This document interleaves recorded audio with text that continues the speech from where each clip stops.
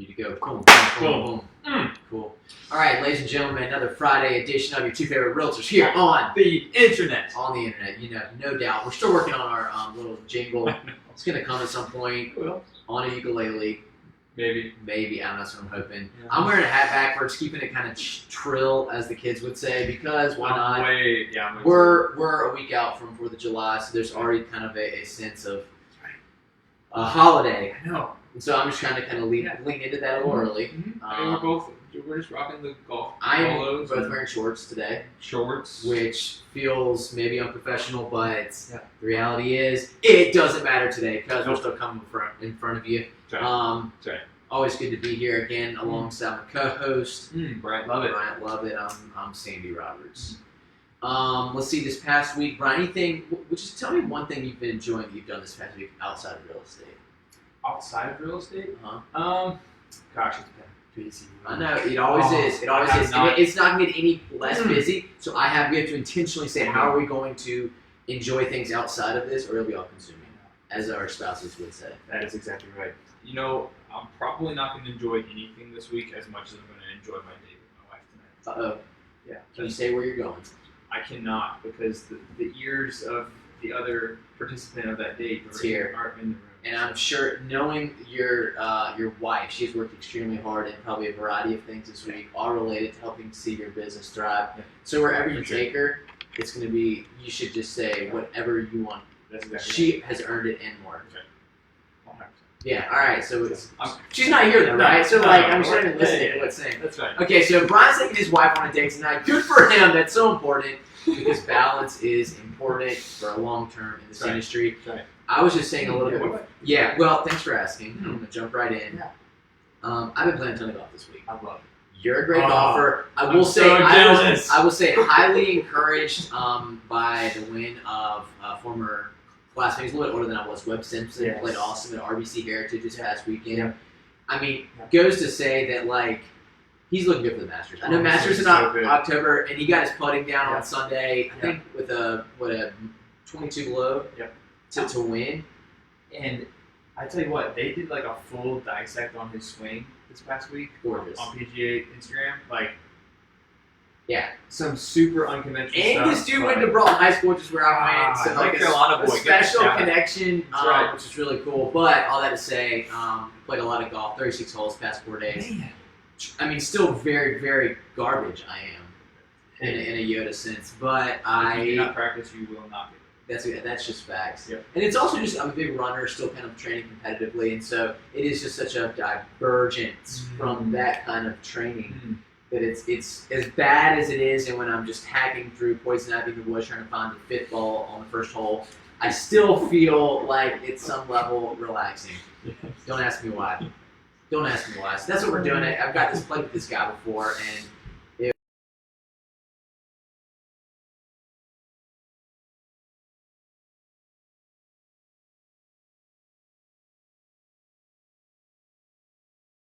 today we're going to do two things. I think one, I'm going to ask Bryant to get started, and I'll try to fill in any blanks. But we're going to talk really drill down on one very important component of an offer, specifically in North Carolina, specifically in residential real estate, that some people you haven't bought in the past, decade or less.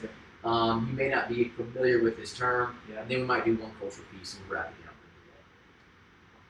up. All right, Brian. Here's the question. Just consider it like you're busting out your big berth and ready to take this question, 400 yards down the fairway. Like a normal average. Of course. Yeah. Due diligence fee. Within the context of due diligence, period. Within the context of a due diligence deadline. Just due diligence. Yeah. DD. We're going to talk about all things due diligence. Walk me through. I'm coming in from out of state. Yep. I want to understand due diligence. I thought it was a commercial term. 20 years ago, I don't remember. I've only heard earnest money. It sounds like put something down in earnest and I'm going to see it transaction through. So I hear this term and I'm thinking, what is this? Yes. Take me there. Yes. I mean, gosh, dude. And depending on which state you're coming from, I mean, everything has a different term. Right. Periods of time look completely different. Like if you're on the West Coast, like my home state of California. If you're in California, you've got what's called an escrow period. and Florida's the same way, and like various different states do this differently. Okay. So I'm glad you teed it up that way. But yeah, due diligence, essentially an inspection period, essentially very similar to an escrow period. The difference is that unlike all of those other periods, you cannot walk away for just any given reason. I mean, other states, it's very specific. You can walk away for 1, 2, maybe 3 different reasons. North Carolina, we do things a little differently, and it's starting to catch on actually around the country. Okay. So states are starting to adopt this, but buyers want more power. And so if you're watching this, you want to know, do I have the power as a buyer? I mean, you don't feel like it when you're in a seller's market. Sellers basically, right? We've talked about this for weeks on end, but they've got their hands on the steering wheel. So, but a buyer does have the power, and the way that the buyer has the power is they can walk away from that transaction for any or quote no reason. So that's a very unique thing about due diligence and a due diligence period versus your typical escrow period or maybe a typical contract that gives you a couple different contingencies that lets you get out of that contract. Okay. So due diligence, you can walk away for any or no reason. Yep. So that does give the buyer a power, but you have to. I mean, you're paying for that ability. How do you pay for that? Yes. In essence. With that fee. With a due diligence fee. Okay. So due diligence fee. I get this constantly. Is it refundable? Do I get it back? What happens if I close? Do I get that money back? So a couple of important questions. One, it is labeled a fee for a reason. So I got to remind my clients this is not a deposit. And you mentioned it earlier. You said if you haven't bought a home in the past decade or so, and this is new to North Carolina as of 2011. That's right. So 2011, this was instituted, contract changed, and we now have the option to give a seller a fee to pull their home off the market and commit to selling their home to me as a buyer. And so that's really powerful. I tell my clients this: you now in multiple business situations, which you've been in a few of those, right? Mm-hmm. Yeah, I think we all are. If you're doing real estate right now and you're working with buyers, you know that this is important to really grab a hold of because this actually may separate in a multiple offer situation. This is a very important component or term that can help to separate you from the pack. Yes. So like for instance, let's just say due diligence didn't exist. We're doing real estate in California. Right. Let's just say. There's a couple ways that you want to differentiate yourself between other buyers who want the property. Offer price. I simply offer a higher price, but eventually that home is not going to appraise. Right, so that's appraisal issues. Appraisal issues. So if you're already maxed out on how much you want to offer based on where the home is going to appraise or what it's worth, maybe you can shorten your close period, but if you're getting a loan, there's certain things you can't overcome. That's just out of your hands. It's out of your hands. Like the lender needs a certain amount of time to close the loan. That's right. So timing. I mean, there's only so many ways that you can sweeten the pie. We've talked about it before. Maybe as is transaction, agreement to pay over appraisal. There's a couple things, but in other states, that's all you have. Right. In this state, you can actually show yourself more powerful to the seller. With one more component, which is your due diligence. Due diligence. So it's actually a really powerful. But okay, so let me just hop in the other kind of seat here of the seller. Why would let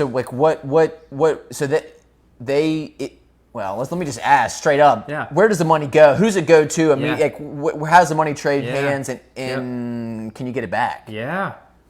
The answer is no. Yeah. So I mean, very important. Let me stop right there, just because this is a non-refundable fee, not a deposit. That's right. Due diligence fee. Yeah. And it's basically showing. That's exactly right. Fee. All right, everyone join with me on the other side of the camera. All right. Fee. All right. And what a lot of my folks are concerned with is, if it's not refundable, is it like the purchase price and then the due diligence fee? No. That's right. That money will come back to you at closing. It's held by the seller and then paid back to you by the seller on the day of closing. If you go to close. Right. Otherwise, that seller holds on to it and keeps it. Right. Due diligence is actually written to the seller. So when you write that check, It's got to check be is liquid. written. Yeah. Yeah, it needs to be liquid. It's going to be deposited into that seller's account. That's right. They're going to deposit it. Your lender's going to want that to be deposited. They're going to want to see it clear the account. And then let me just say this. This is how a seller can determine who wants their home the most.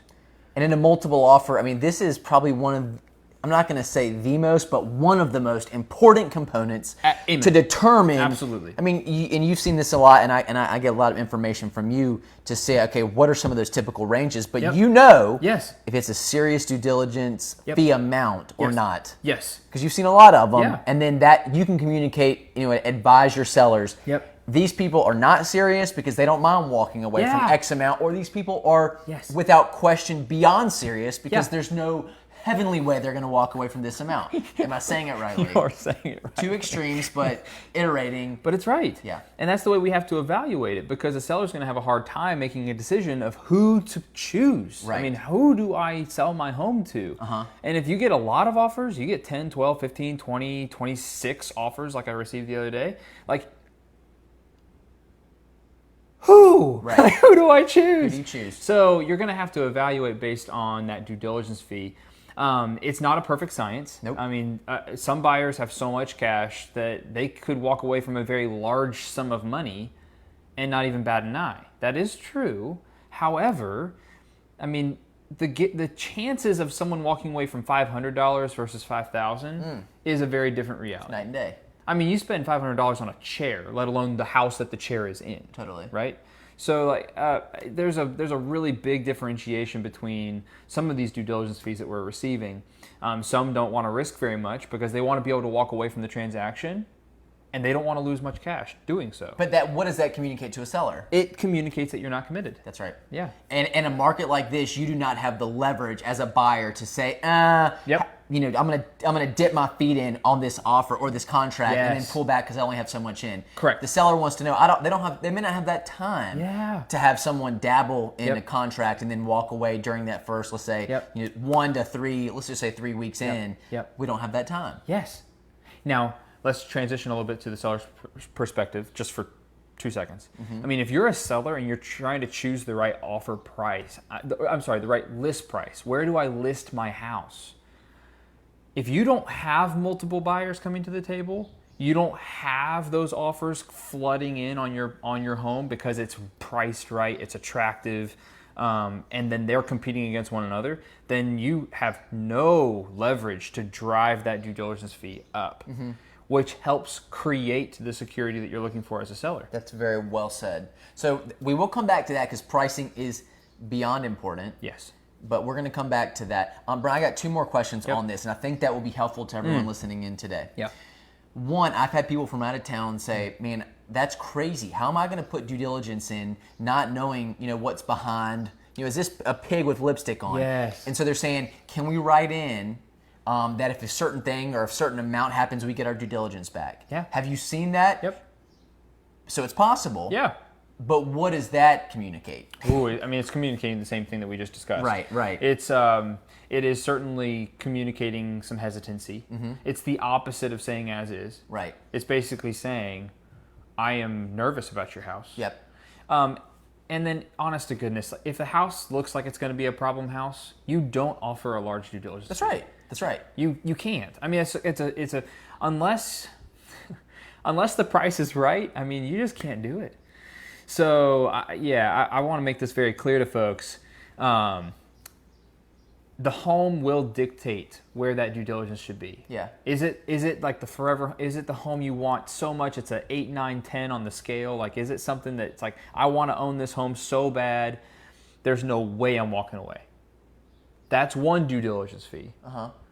If it's a 5, 6, 7 on my 0 to 10 scale, that's a different due diligence fee. Right. And if I don't win the bid because someone else loves it more than I do, they deserve it. Like, Right. go for it. Right. I gave it my freshman try. I gave it a go. Yeah. But I try to get clients to try to evaluate the home in that way. 10 out of 10. This Yep. is the home I want to raise my kids in. Let's do this. I want to close. Nothing's going to keep me from it. By all means, let's go and then let's compete and let's show the seller that we are committed. Yeah. Awesome. Okay, and last question on this, and we're going to wrap it down. Pat, hello real quick. Played golf with him this morning. Brian, you have seen a lot of transactions. You have seen a variety. This is the people always come to me and I know you and say on the buy side, how much should we offer? Yeah. It's and the question I think comes to how serious of an offer. Yeah. But when we give ranges, I would love. Yeah. There's customary, but then a lot of it comes down to how is it a multiple offer situation? What's the price point of the home? Yep. So can you kind of give me just a range, maybe the least you've ever seen, and then the most? And then with the caveat, a lot of it depends on multiple offer or the price point. Yeah, you just teed me up for a kind of a fun way to answer this question. Good, that's what. Because Golf pun, thanks. That's right. Boom. So I got into real estate the year that due diligence was created. Wow. So my first year in real estate, I was literally surrounded with the rest of the triangle agents who were trying to figure this out. Yeah. Okay. The lowest due diligence I've seen is $20. Wow. Clearly someone didn't know about it yet. That was back in 2011. We had no idea what was going on. Also, this is kind of a fun way. I mean, you teed me up because this kind of spoke to what I was talking about earlier. Are you in a seller's market or are you in a buyer's market? Correct. If you're in a buyer's market where buyers have all the control, I'm not giving you any due diligence. I want to be able to walk away for any reason after I've investigated your property and not lose anything. Yeah. Are you willing to work with me? And then the seller, if they're desperate, will do so. Yes. But in our current market, which I know is what you're ultimately driving at, right now, I mean, we've seen due diligence fees as high as $70,000. I've seen full purchase prices for some properties in due diligence. We've seen some investors play this card where they want to get a deal on the house, so they're just going to go ahead and give the seller 70, 80, 90 grand immediately that day without even needing to close on the property.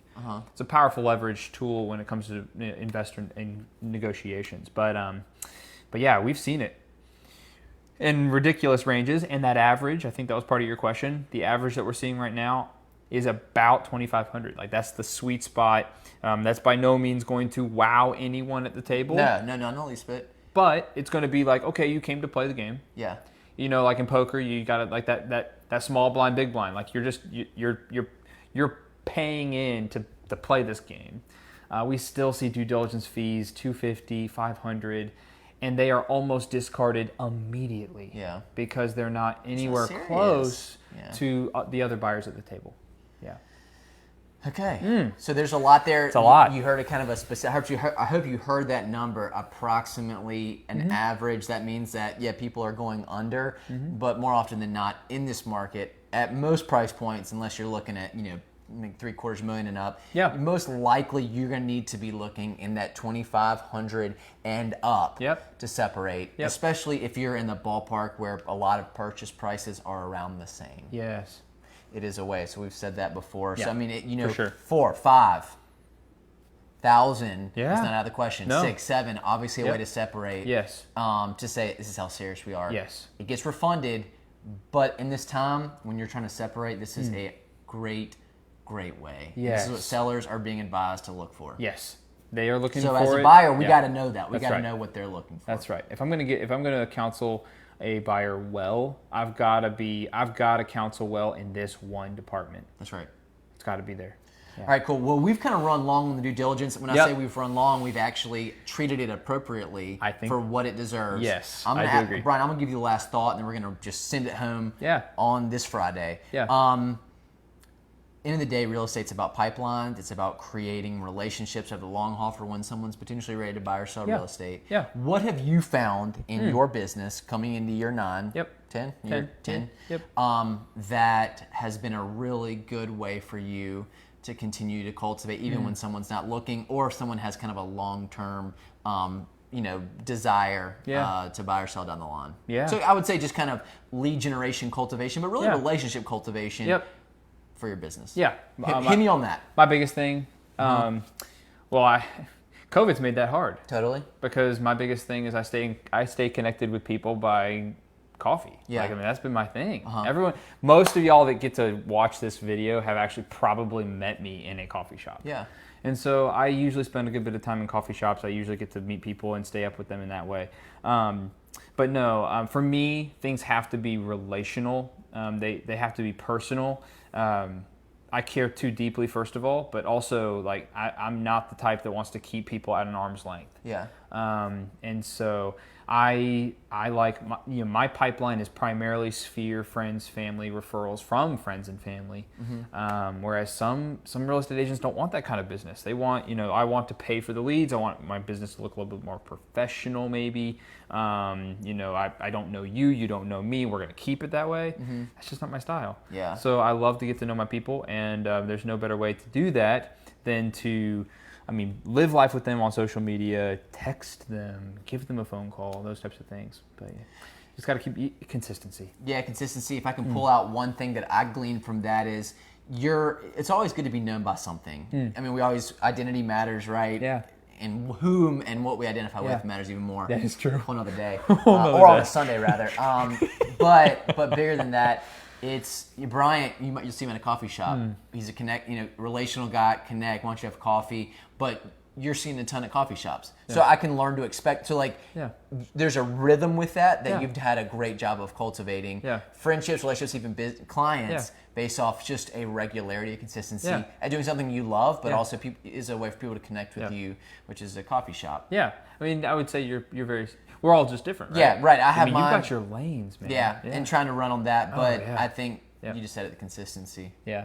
So being consistent within our lanes and being true to who we are, and then living life transparently before people. You got to be in front of folks. If you want to get into real estate, if you're watching this and you want to get into real estate and you don't like talking to people, oh no, oh boy. And as everyone listening here, we're not guys who like to talk, so We have no words. I'm still in this industry. That's right. That's a lie, and that's a wrap, ladies and gentlemen. We're going to get out in front of you, but due diligence. Episode 13, Two Favorite Realtors on the internet, breaking down due diligence. That's right. Go back and listen to this. If there's anything we can help you with, please do not hesitate to Let us reach know. out. But until then, at the end of the day, much love. Love you. Yep. Love you. All right. See Have you a good guys. weekend.